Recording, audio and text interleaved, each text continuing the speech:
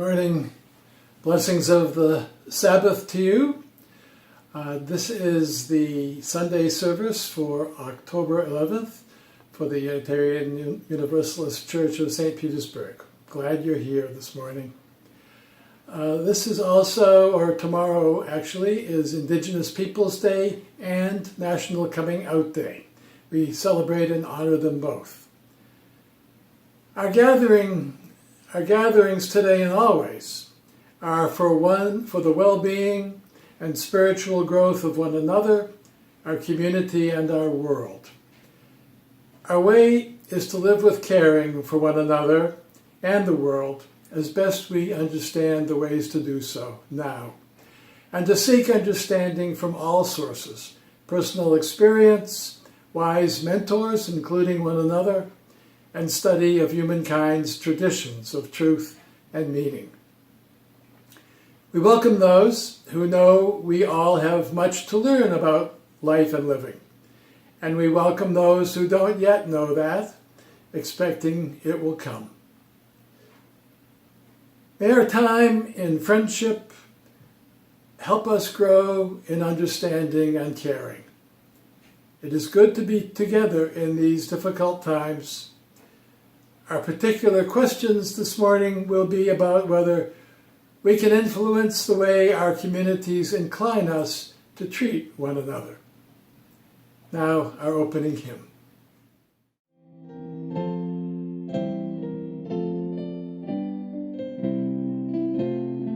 Holy, holy, holy, source forever blessing.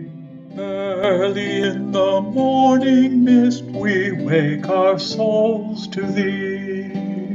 Holy, holy, holy, full of strength and beauty, life doth thou give, and grace eternally. Holy, holy, holy, being of all being, praying in your living light, we give our thanks to thee. Life of all who liveth, gift of all who giveth, presence and peace through all eternity. Holy, holy, holy, those who know thee love thee, strength of heart and mind and hand and soul you set us free. Faithful, hopeful, giving, may you always fill us, one in life's spirit, one in charity. One in life's spirit, one in charity.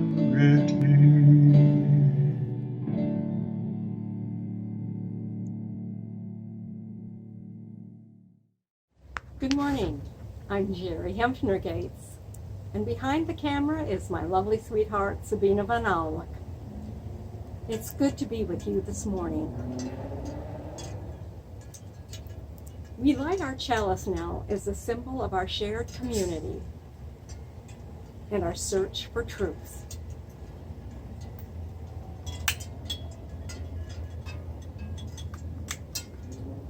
Join me, if you will, in the words of our covenant. Love is the spirit of this church, and service its law. This is our great covenant, to dwell together in peace, to seek the truth in love, and to help one another.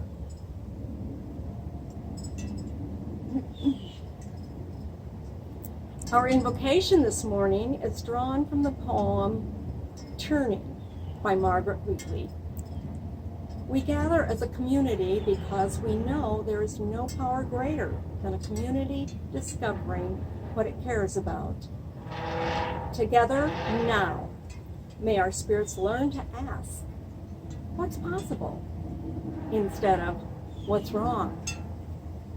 Together, may our spirits see what each person cares about, realizing that we don't fear people with whom we share dreams and stories. realizing that listening will bring us closer, and that those who rely on human goodness and stay in relationship, their conversation will change the world. So I have a request this morning for our families with children or grandchildren.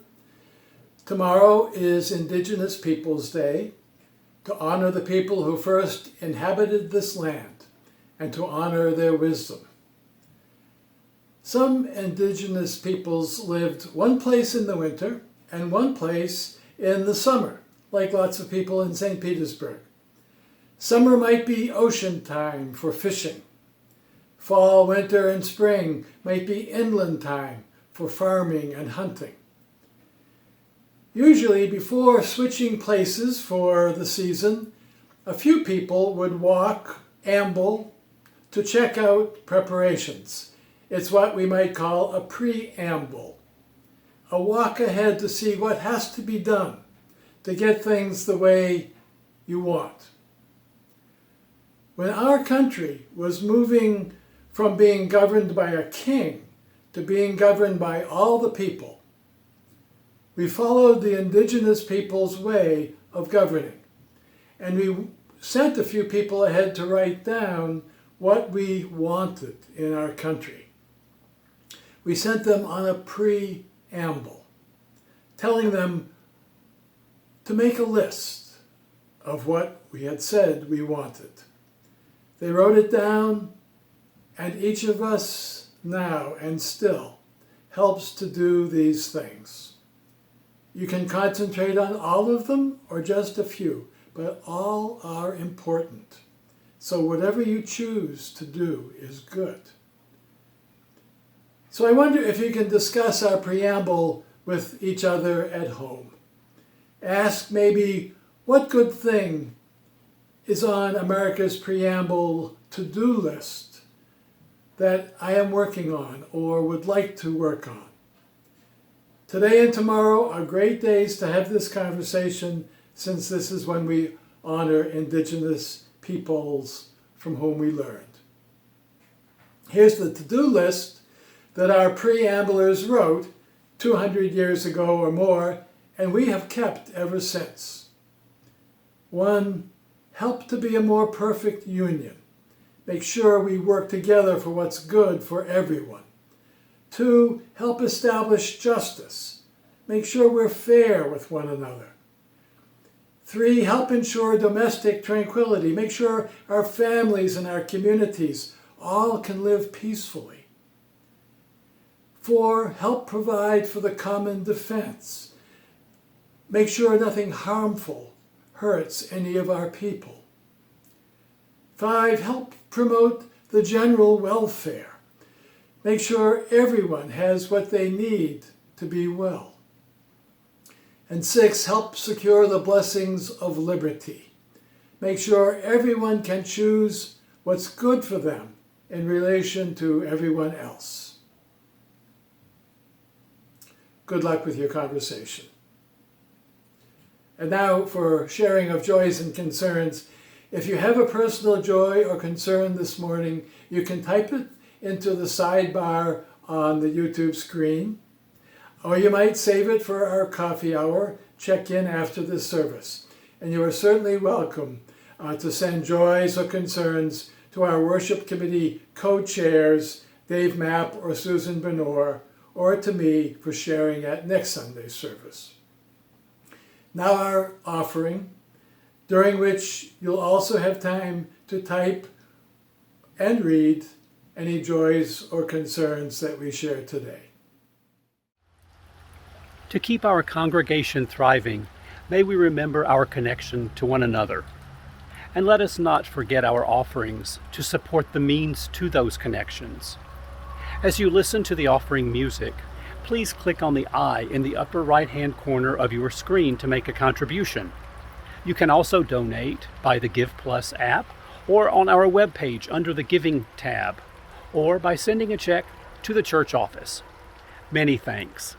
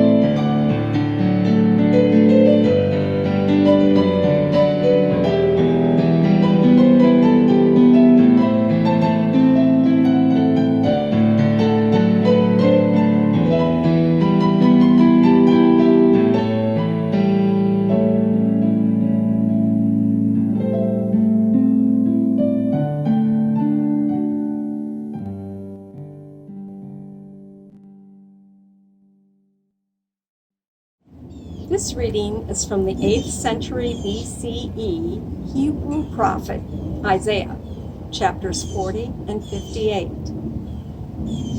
Mend your way to mine.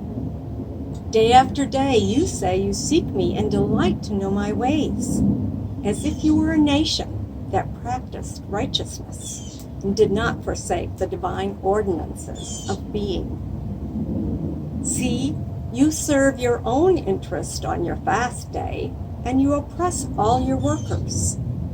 See, you fast only to quarrel and to fight, and to strike with a wicked fist.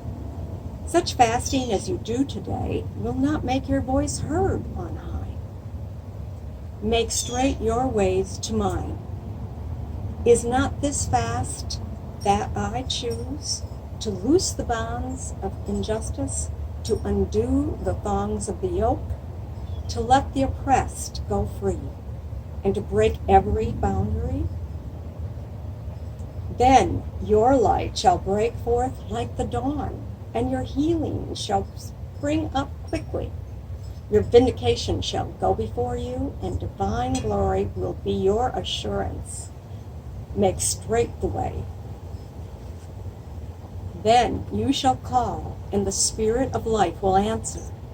You shall cry for help, and it will say, Here I am. You shall be like a watered garden, like a spring whose waters never fail. Your ancient ruins shall be rebuilt. You shall rise up the foundations of many generations. You shall be called the repairer of the breach, the restorer of streets for the living.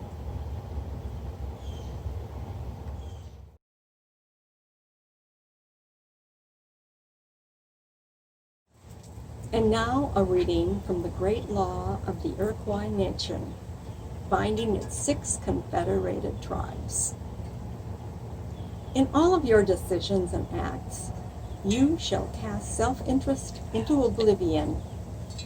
Do not neglect the interests and the concerns of the nieces and nephews of the nation. Look and listen for the welfare of the whole people, and have always in view the past and present, and the coming generations, even the unborn of the future nation.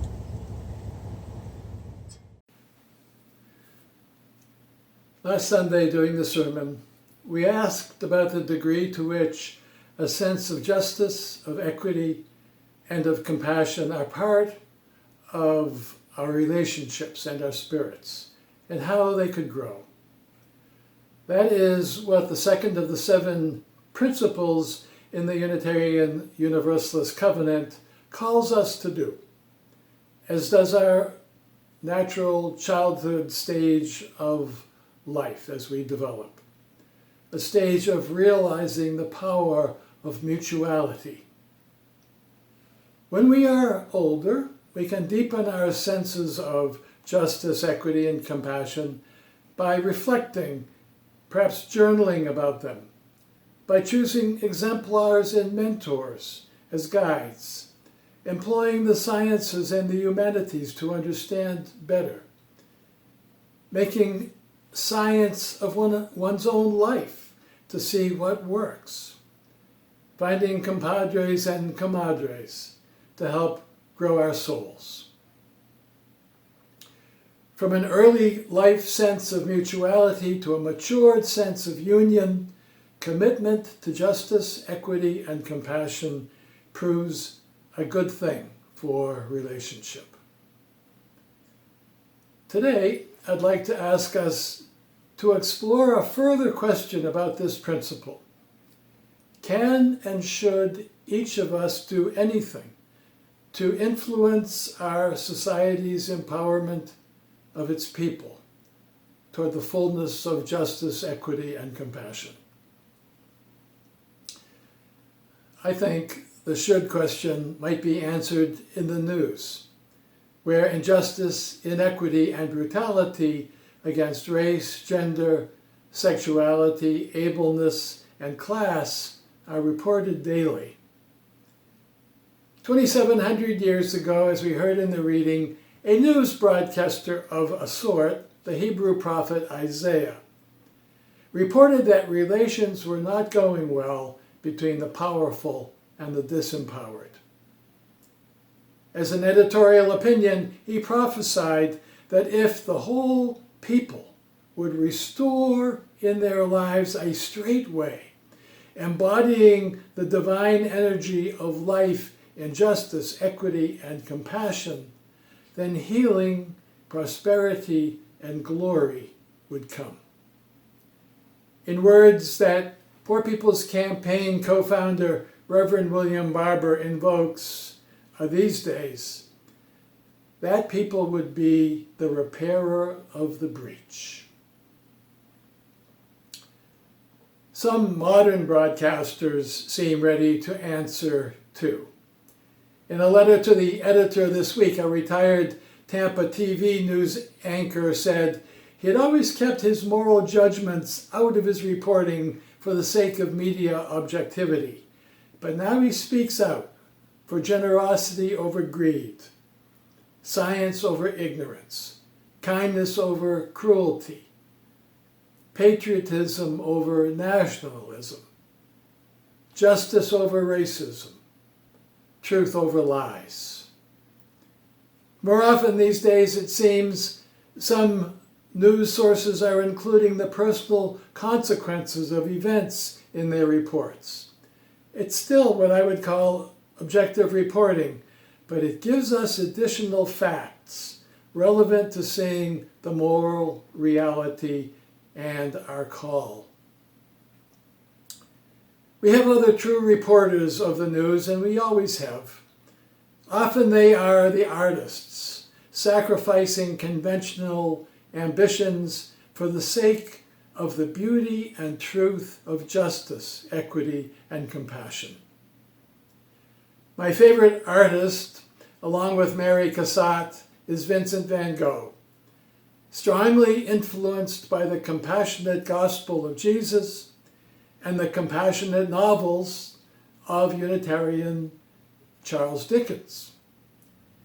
In one stroke, Van Gogh's Starry, Starry Nights reports enchantingly on the luminescent source of life and its all-encompassing peace.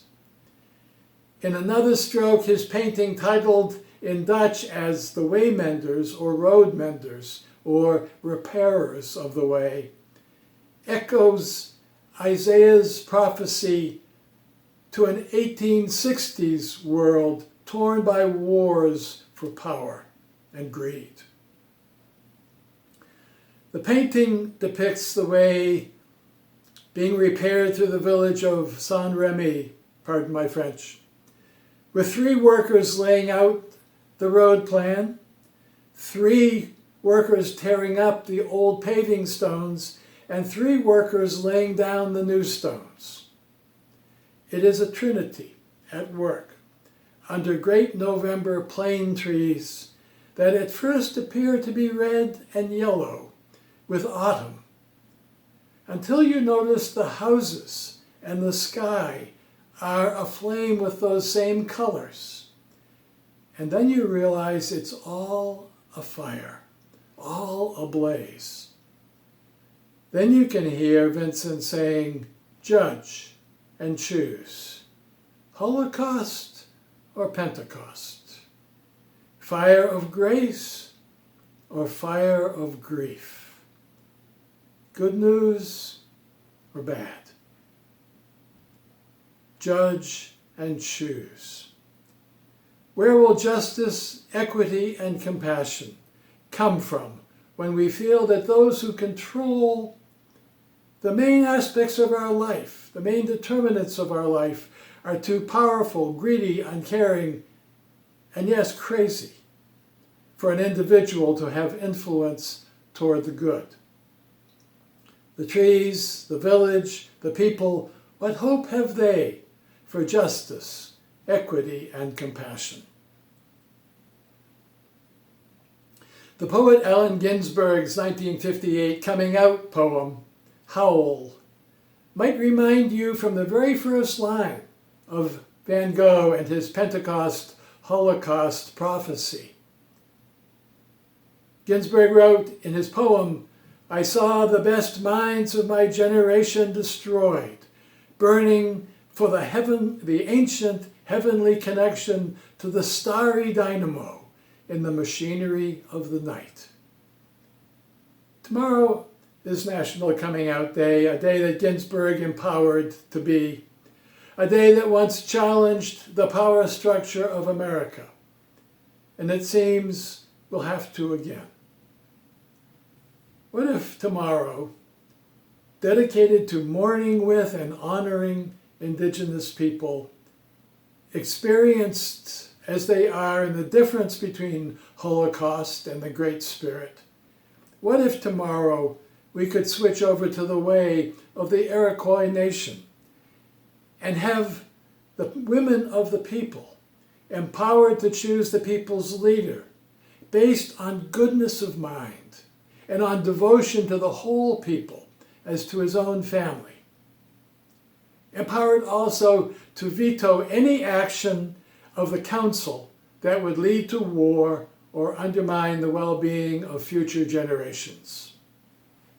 Democratic power, small d, democratic power, of the people, by the people, for the people. Would that not start to repair the breach and raise up foundations for many generations? To the point, let us say for the moment that we believe justice, equity, and compassion are absolute and universal values. That we believe this because our survival instinct, our felt experience, and expert research all say these qualities are fundamental to our individual and community fulfillment. Then what can keep us from believing we can also change the structures and systems that keep generating rubble, fear, hate, and suffering? What can keep us from influencing our society's systems to empower the people for justice, equity, and compassion? Can we live out our pledge of instituting a government most likely to affect all the people's safety and happiness, seeking to form a more perfect union, establish justice, ensure domestic tranquility, provide for the common defense, promote the general welfare, and secure the blessings of liberty for ourselves and our posterity? Which of these tasks will you choose to straighten society's way for our people to choose an environmentally sustainable, spiritually fulfilling, socially just presence on this earth, as a Indigenous Peoples organization has put it? We have ways of influence. The ways in the Constitution's preamble, the ways of establishing political and corporate integrity, the ways to establish quality universal health care and education, space for exercise, leisure, and social gathering for all, ending sprawl in our cities, supporting wild nature, demilitarizing police, minimizing international military policing, supporting good health practices, investing in the beauty of art and nature, ensuring basic income, supporting families, especially with children, ensuring options for the people's freedom to choose a spiritually fulfilling path. How do you do it? Devote yourself. Devote yourself. Like Krishna taught in the Bhagavad Gita, devote yourself. It worked for Gandhi.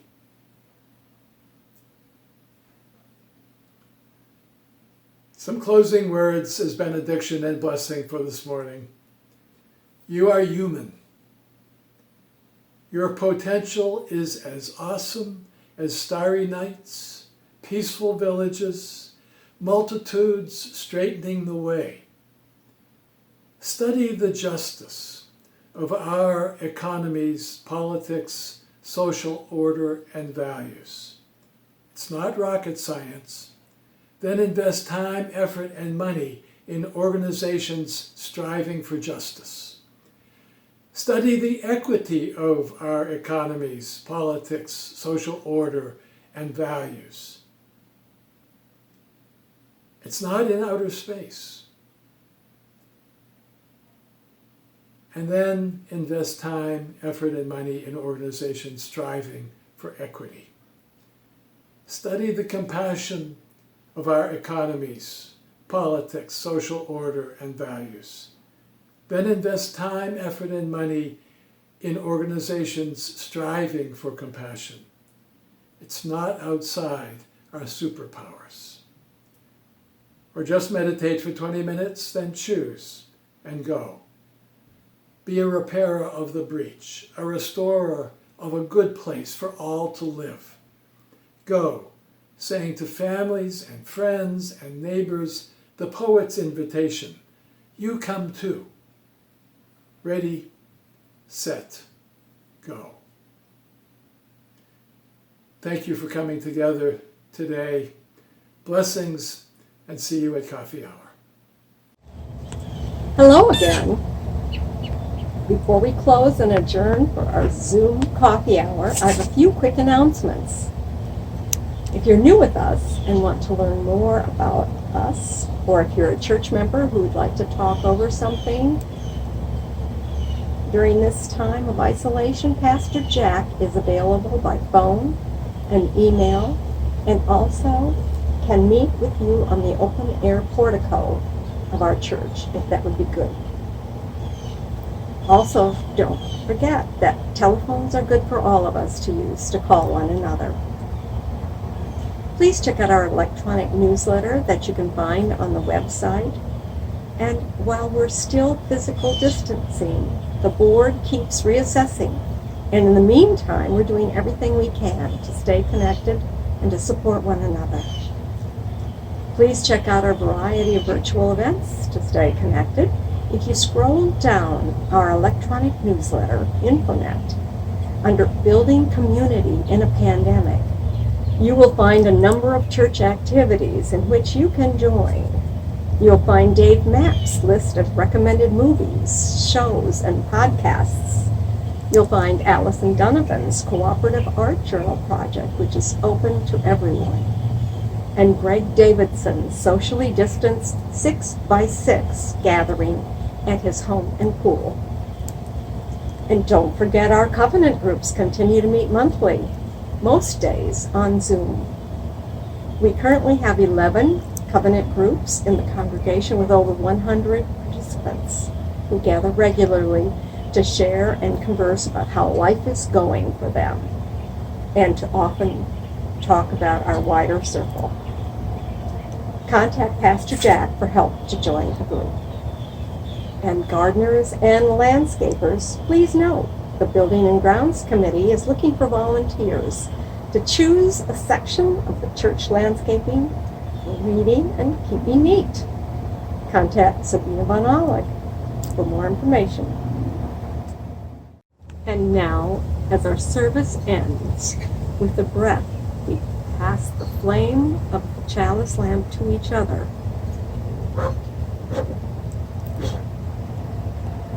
As we say our closing words together, we extinguish this flame, but not the light of truth, the warmth of love, or the fire of courage. These we carry in our hearts and out into the world. We are building a new way. We are building